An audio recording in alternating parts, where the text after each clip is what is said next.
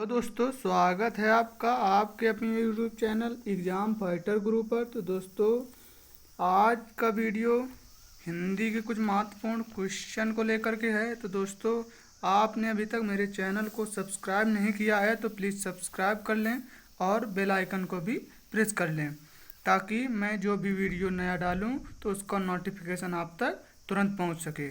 चलिए दोस्तों वीडियो शुरू करते हैं। दोस्तों आज की वीडियो का पहला क्वेश्चन है, निम्नलिखित में ओष्ठ ध्वनि कौन है? तो दोस्तों ऑप्शन ए है ला, ऑप्शन बी है रा, ऑप्शन सी है सा, ऑप्शन डी है फा। तो दोस्तों इसका सही आंसर ऑप्शन डी फा है। दोस्तों क्वेश्चन नंबर 1 का आंसर डी बिल्कुल करेक्ट है। चलिए दोस्तों बात कर लेते हैं दूसरे क्वेश्चन की ओर। तो दोस्तों दूसरा क्वेश्चन है, वॉवेल को हिंदी में क्या कहते हैं? तो दोस्तों वॉवेल को हिंदी में स्वर कहते हैं, जो कि तीसरे ऑप्शन पर दिया हुआ है। तो दोस्तों इस क्वेश्चन का बिल्कुल सही आंसर ऑप्शन सी है। चलिए बात कर लेते हैं तीसरे क्वेश्चन की। तो दोस्तों तीसरा क्वेश्चन है, हिंदी वर्णमाला में ऊष्म व्यंजन कौन से हैं? तो दोस्तों इसका ए ऑप्शन है सा, खटकोण वाली सा हा।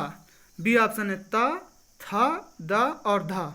सी ऑप्शन है टा, ठा, डा, ढा और डी ऑप्शन है चा, छा, जा, झा। तो दोस्तों इसका सही ऑप्शन है ए। इसका बिल्कुल एग्जैक्ट आंसर दोस्तों ए ऑप्शन बिल्कुल सही है। तो दोस्तों वर्णमाला में जो ऊष्म व्यंजन होते हैं वो सा, खटकोण वाली सा, सरौता वाली सा और हा है। चलिए दोस्तों बात कर लेते हैं चौथे क्वेश्चन की। तो दोस्तों चौथा क्वेश्चन है, हिंदी के जिन वर्णों का उच्चारण करते समय केवल श्वास का प्रयोग किया जाए उन वर्णों को क्या कहते हैं? तो दोस्तों इसका ए ऑप्शन है अघोष, बी ऑप्शन है सघोष, सी ऑप्शन है अल्प प्राण और डी ऑप्शन है महाप्राण। तो दोस्तों जो हिंदी वर्णमाला के उच्चारण करते समय केवल श्वास का प्रयोग किया जाए उन वर्णों को दोस्तों अघोष कहते हैं। तो इसका ए ऑप्शन बिल्कुल करेक्ट है। चलिए बात कर लेते हैं पांचवें क्वेश्चन की ओर। तो दोस्तों पांचवा क्वेश्चन है, या, रा, ला व व्यंजनों को कहते हैं? तो दोस्तों इसका ए ऑप्शन है स्पर्श व्यंजन, बी ऑप्शन है अंतस्थ व्यंजन, सी ऑप्शन है ऊष्म व्यंजन, डी ऑप्शन है इनमें से कोई नहीं। तो दोस्तों जो पांचवें का एग्जैक्ट आंसर ऑप्शन बी है, अंतस्थ व्यंजन। तो दोस्तों इसका बिल्कुल सही आंसर ऑप्शन बी है। चलिए बात कर लेते हैं छठे क्वेश्चन की ओर। तो दोस्तों छठा क्वेश्चन है, जिन शब्दों के अंत में आ आता है उसे कहते हैं? तो दोस्तों इसका ए ऑप्शन है अनुस्वार, बी ऑप्शन है अयोगवा, सी ऑप्शन है अंतस्थ, डी ऑप्शन है अकारांत। तो दोस्तों इस छठवें नंबर के क्वेश्चन का आंसर अकारांत बिल्कुल सही है, जो कि डी ऑप्शन पर दिया हुआ है। चलिए दोस्तों बात कर लेते हैं सातवें क्वेश्चन की ओर। तो दोस्तों सातवां क्वेश्चन है, कौन स्वर नहीं है? तो दोस्तों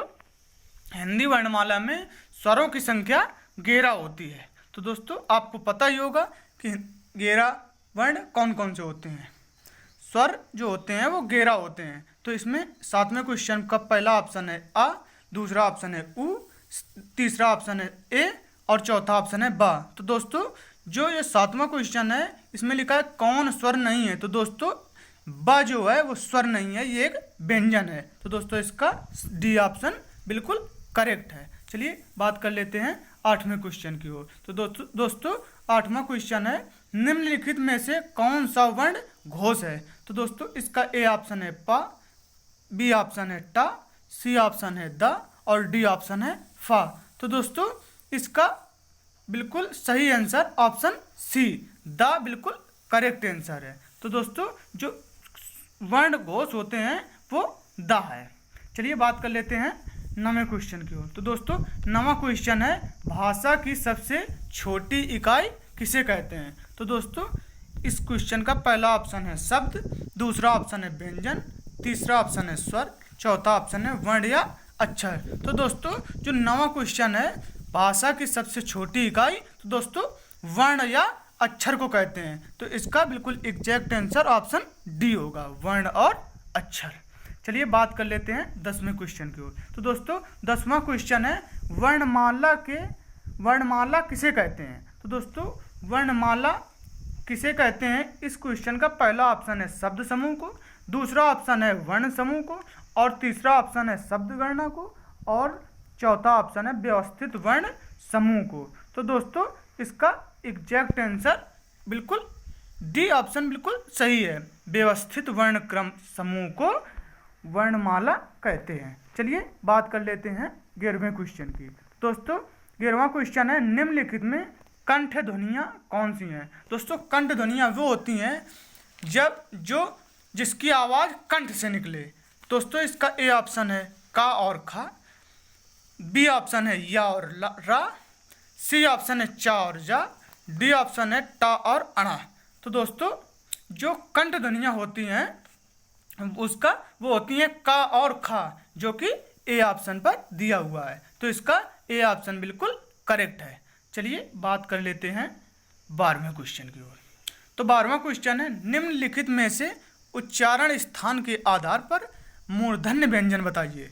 तो दोस्तों इसका ए ऑप्शन है गा, बी ऑप्शन है जा झा, और सी ऑप्शन है डा ढा, डी ऑप्शन है पा फा। तो दोस्तों जो उच्चारण स्थान के आधार पर मूर्धन्य व्यंजन जो होते हैं वो होते हैं डा और ढा।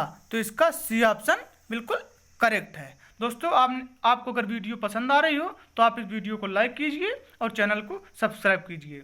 चलिए बात करते हैं 13वें क्वेश्चन की ओर। दोस्तों 13वां क्वेश्चन है, निम्नलिखित में से अल्प प्राण व्यंजन कौन से हैं। तो दोस्तों अल्प प्राण व्यंजन जो होते हैं वो होते हैं जिसको बोलने में आपकी जो प्राण वायु होती है वो बिल्कुल थोड़ी निकले, उसे कहते हैं अल्प प्राण व्यंजन।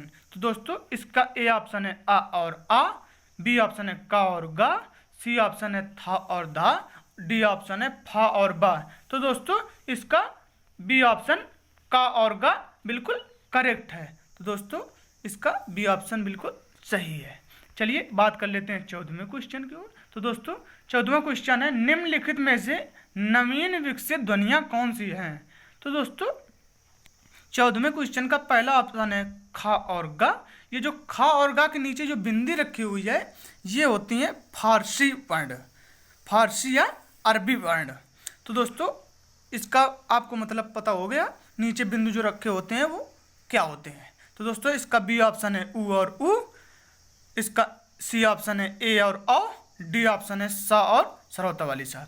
तो दोस्तों जो ये 14वां क्वेश्चन है इसका सही आंसर ऑप्शन ए बिल्कुल करेक्ट है। इन्हें नवीन या विकसित ध्वनियाँ भी कहते हैं। तो इसका ए ऑप्शन बिल्कुल सही है। चलिए बात करते हैं 15वें और लास्ट क्वेश्चन की। तो दोस्तों 15वां क्वेश्चन है, निम्नलिखित में से कौन सा घोष वर्ण है। तो दोस्तों इसका ए ऑप्शन है खा, बी ऑप्शन है चा, सी ऑप्शन है मा, डी ऑप्शन है छा।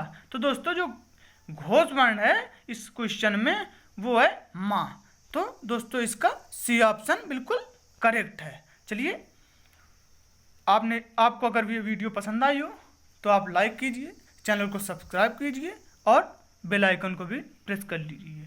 और अगर आपको किसी भी क्वेश्चन का अगर आंसर पता हो तो आप कमेंट बॉक्स में हमें जवाब भी दे सकते हैं। Thanks for watching this video.